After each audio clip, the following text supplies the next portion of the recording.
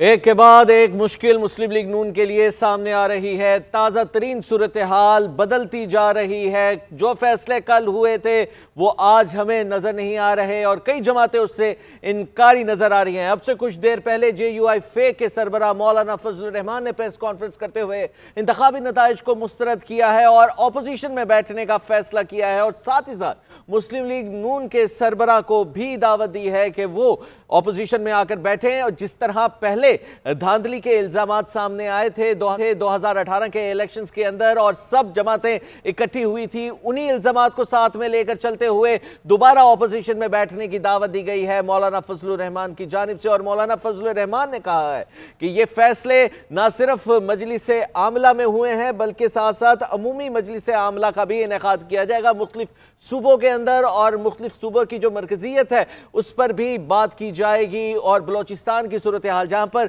JUI-FE को काफी अक्सरियत मिली है, काफी सीटें हासिल की हैं, उस पर भी बात होगी। लेकिन उन्होंने जो इलेक्शन के नताइज हैं, इलेक्शन कमीशन ऑफ पाकिस्तान है, उसकी कारकर्दगी पर सवालात उठाते हैं। तो दूसरी जानिब जमात इस्लामी ने पाकिस्तान तहरीक इंसाफ के साथ इत्तेहाद करने से माजरत कर ली है।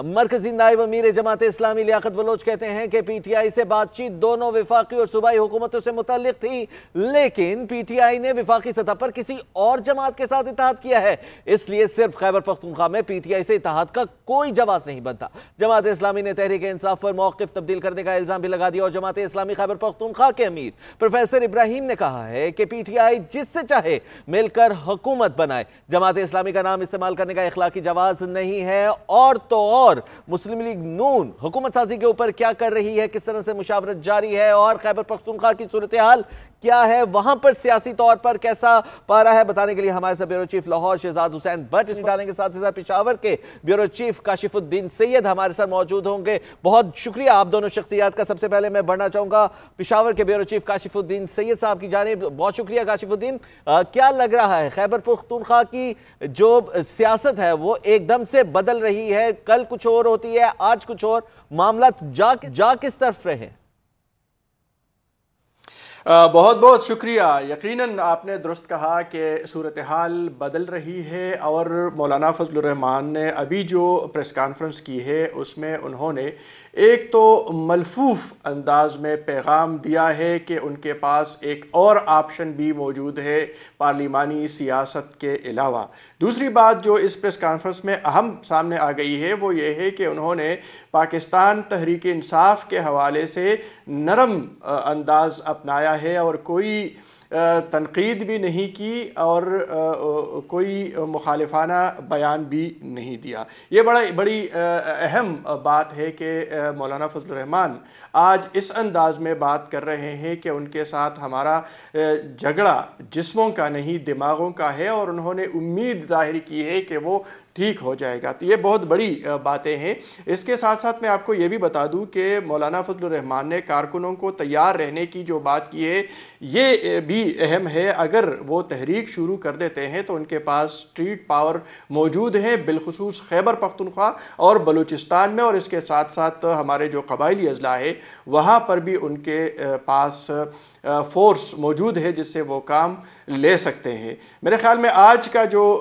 उनका इजलास हुआ और उसमें जो पैगाम दिया गया है वो मुक़्तदर क़ुव्वतों के लिए है। अलबत्ता मुस्लिम लीग नून के लिए भी बड़ी मायूसी की बातें हैं कि उन्होंने बार बार राबिते किए, उनके साथ टेलीफोनिक राबिते किए, फिर गुज़श्ता रात मियां शहबाज शरीफ उनके घर चले गए, उनसे बात की, लेकिन ये वो तमाम तर मुलाकातें और राबते वो कारगर साबित नहीं हुई। और आज जो बात, एक तो अपोजिशन में बैठने की बात की गई है, दूसरा पूरे मुल्क के कारकुनों को मुतहर्रिक करने के लिए चारों सूबों के मजालिस उमूमी का इजलास बुलाया जा रहा है। ये JUI का जनरल कौंसल होता है और इसको वो सुप्रीम कौंसल समझते हैं और तसव्वुर करते हैं, और जब बड़े फैसले लेने होते हैं तो मजालिस उमूमी का इजलास या मरकजी मजलिस उमूमी का इजलास तलब किया जाता है। तो ये एक इंतहाई अहम प्रेस कॉन्फ्रेंस थी और जो खैबर पख्तूनख्वा के तनाजुर में हम देख सकते हैं कि यहाँ पर सूरत हाल किसी भी वक्त बदल सकती है।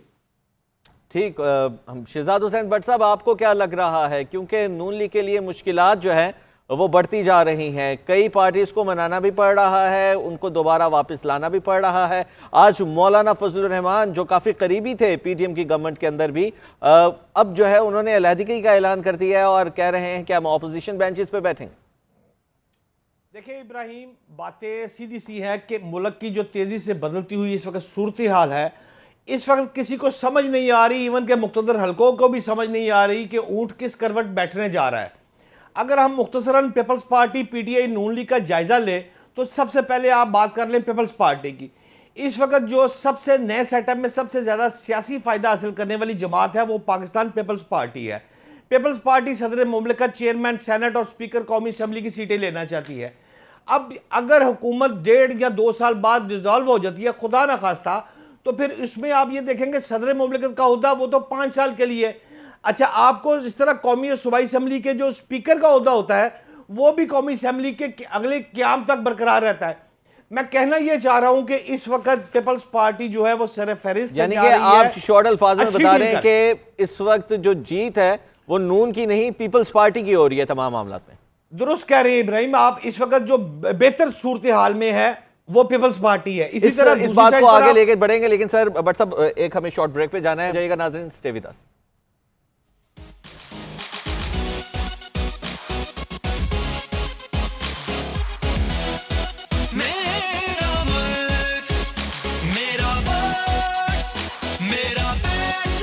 तो वेलकम बैक नाज़रीन, रुख करेंगे काशिफुद्दीन सैयद की जानिब और उनसे जानेंगे कि क्या कुछ हो रहा है जमात इस्लामी और पीटीआई के माबैन। जी काशिफ, बताएगा क्या इतलात आ रही हैं? जी बिल्कुल इब्राहिम, वो मामला तो ख़त्म हो गया है। कैटेगोरिकली जमात इस्लामी की क़यादत ने, प्रोफेसर इब्राहिम ने रात बात की थी और फिर लियाकत बलोच साहब ने भी बात कर ली कि वो सिर्फ खैबर पख्तूनख्वा की हद तक इत्तेहाद नहीं करेंगे। अगर इत्तेहाद करना था तो पूरे मुल्क में करना था, यानी कौमी असम्बली में भी उनके साथ मिलना था और खैबर पख्तूनख्वा में भी। तो यहाँ पर उन्होंने बाकायदा इनकार कर लिया है बाज़ाब्ता तौर पर। और उसके बाद तहरीक इंसाफ के जो खैबर पख्तूनख्वा के ज़िम्मेदारान हैं और सेक्रेटरी इत्तलाआत उनके रहे हैं बैरिस्टर सैफ, उन्होंने भी कह दिया है कि वो बात अब ख़त्म है। तो यकीनन अब उनके पास वो ऑप्शन जो था जमात इस्लामी के साथ मिलने का, वो इस वक्त तक ख़त्म है। हाँ, अगर जो उन्होंने ऑप्शन दिया है कि पूरे मुल्क में यानी कौमी असम्बली में भी उनको साथ मिलाया जाए और खैबर पख्तूनख्वा में भी, तो फिर ये इत्तेहाद मुमकिन है। तो मुझे नहीं लगता कि अब वो जमात इस्लामी के साथ चल सकते। ठीक हो गया। शहजाद हुसैन भट्ट साहब, कोई शादियाने नजर नहीं आ रहे, कोई खुशियां नहीं, बस सन्नाटा ही सन्नाटा है। किस तरह से देख रहे हैं इस इब्राहिम? सन्नाटा बिल्कुल नहीं है। पंजाब में एक बहुत बड़ी चेंज आ रही है इस वक्त। आपको याद होगा कि पाकिस्तान में बल्कि आलम इस्लाम में बेनज़ीर भुट्टो जब प्राइम मिनिस्टर ऑफ पाकिस्तान बनी थी तो वो पहली खातून थी।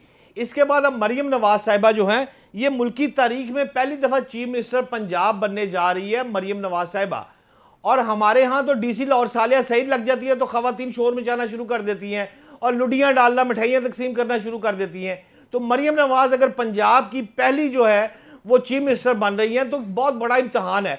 असल में बात यह है कि आप गौर करें कि आज पूरी मुल्क में हमारा जो मुआशरत है ना, सबसे बड़ी चीज़ तो हमारी मुआशरत है। अगर आज आप गौर करें तो हमारा 1127 इंडेक्स जो है पॉइंट्स वो ऊपर गए थे और खुशहाली जो है ज़बरदस्त तेज़ी के साथ आई है। अच्छा, 62,354 पर पॉइंट की सतह पर आ गया। लेकिन इसके साथ ही अब फजलुर रहमान साहब सड़कों पर आने की बात कर रहे हैं या दीगर पार्टियां कर रही हैं।